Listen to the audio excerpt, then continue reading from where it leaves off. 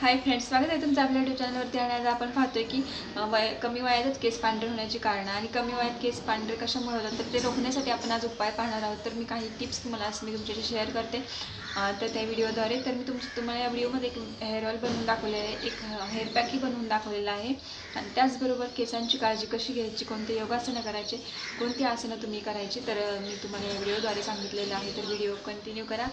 तर दुसऱ्या दिवशी केस धुण्याच्या अगोदर मी केसांना पूर्ण हेअर ऑइल करून घेते. तर हे तेल मी घरी बनवलेलं आहे आणि तुमचे केस गळत असतील तर हे खूप फायदेशीर ठरतं. खूप केस गळती असेल तर त्याची विटॅमिन ईची सुद्धा कॅप्सूल तुम्ही ॲड करू शकता. पुढे मी तेलाची रेसिपी तुमच्या कसं बनवायची रेसिपी मी तुमच्यासोबत शेअर केलेलीच आहे. आणि खूप जेंटली मसाज करायचा, कारण मुळं अगोदर कमकुवत असतील तर केस गळतीही वाढेल. त्याच्यामुळे हळूवार मसाज करून घ्यायचा आणि किमान आपल्या केसातून 100 वेळा तरी कांगवा फिरला पाहिजे.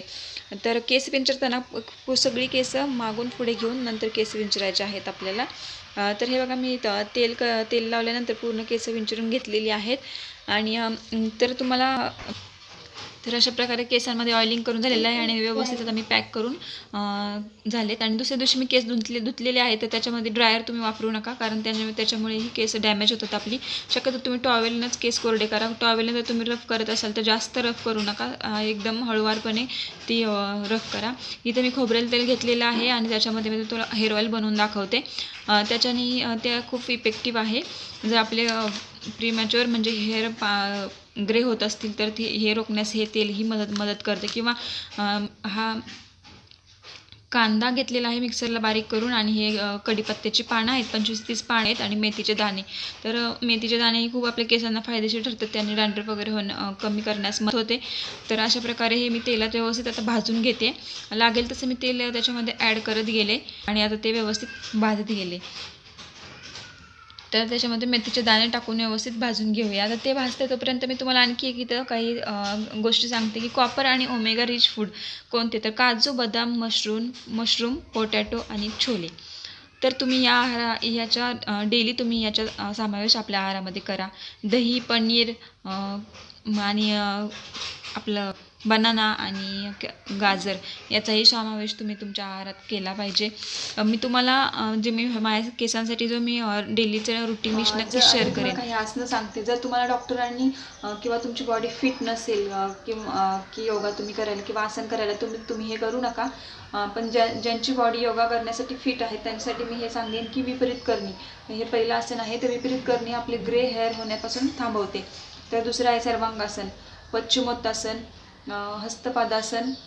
तर हे अशी आसनं आहेत, तुम्ही ते डेली केली पाहिजेत. तर त्याच्यामुळे काय होतं, केसांच्या मुळांना व्यवस्थित रक्तपुरवठा होतो आणि सर्वांगासनाचा खूप फायदा होतो आपल्या केसांना. हे मुळं जे असतात ते आपल्या व्यवस्थित रक्तपुरवठा न झाल्याने केस पांढरे होणे किंवा केस गळणे हे परिणाम आपल्याला दिसून येतात.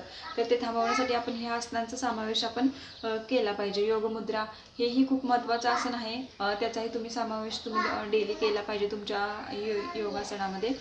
तर आता इथे आपण तेल व्यवस्थित गाळून घेतलेले आहेत. आता हे उरलेलं काय करायचं, फेकून द्यायचं अजिबात नाही.